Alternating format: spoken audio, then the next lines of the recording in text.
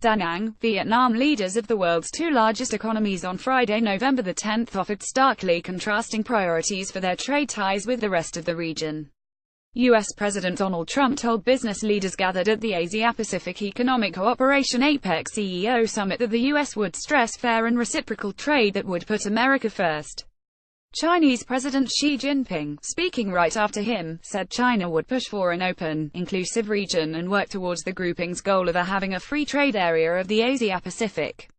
While they spoke, a much-anticipated agreement to take the Trans-Pacific Partnership (TPP) trade deal forward did not materialize after a no-show by Canada led to the postponement of a scheduled meeting between leaders of the 11 TPP member countries, including Singapore Prime Minister Lee Hsien Loong.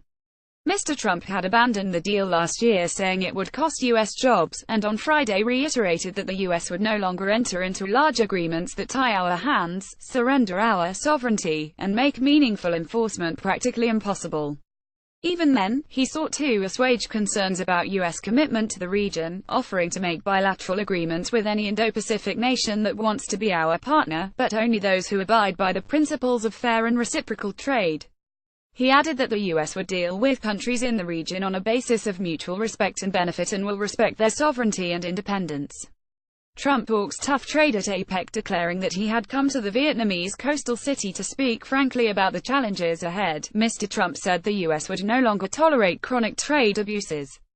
We will, from now on, expect that our partners will faithfully follow the rules just like we do. We expect that markets will be open to an equal degree on both sides, and the private industry, not government planners, will direct investment, he said in a speech. Many were watching for clues on how his America First policy would play out. For too long, he said, the U.S. had lowered trade barriers to others without reciprocity. He also criticized the World Trade Organization for embracing the countries that did not abide by its principles of open trade, saying this was unfair to the U.S. and those who played by the rules. Without naming any specific countries, he said the U.S. had promoted private enterprise and innovation, while other countries had used government-run industrial planning and state-owned enterprises to engage in product dumping, subsidized goods, currency manipulation, and predatory industrial policies. Such practices have hurt the U.S. and threatened the foundations of international trade itself, he said. But Mr. Trump said, he did not blame countries such as China that have taken advantage of the trade imbalance to the detriment of the U.S., saying they were just doing their job. He said previous U.S. administrations should have stopped it, pledging that he would now do so. I am always going to put America first, the same way that I expect all of you in this room to put your countries first, he said to applause. Speaking after the U.S. president, Mr. Xi put forth a differing vision of trade, pledging that China will continue to open up its economy.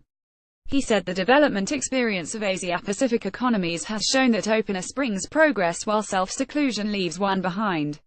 Describing globalization as an irreversible historical trend, he said the world must work together to make it more inclusive and balanced. He also defended multilateral trade deals, which he said would help poorer countries benefit from international trade. In particular, he urged APEC members to push for a free trade area of the Asia-Pacific FTAAP, which aims to link Pacific Rim economies from China to Chile.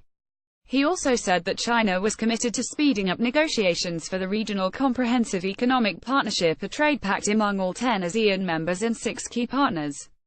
China has increasingly stepped into the void left by the U.S. as the champion of free trade, and Mr. Xi said yesterday that his country knows full well its responsibility as the world's second-largest economy. Over the years, China has developed an economy with more effective market mechanisms, he said. Mr. Xi, who comes to the APEC meeting fresh from a successful consolidation of power at home at his Communist Party's National Congress, also sought to show how other countries can benefit from China's growth. Devoting part of his speech to developments in China, he promised more opportunities for others to board China's express train of development as his country pursues new models of growth and business reforms. He also spoke about its signature Belt and Road project, which aims to connect the world through a network of roads and sea routes involving 65 countries. While the initiative may be China's, it belongs to the rest of the world as well, he said. Mr. Xi urged APEC economies to steer economic globalization, instead of dithering and stalling at the challenges. We must advance with the trend of times, up to our responsibility, and work together to dare a bright future of development and prosperity for the Asia-Pacific, he said.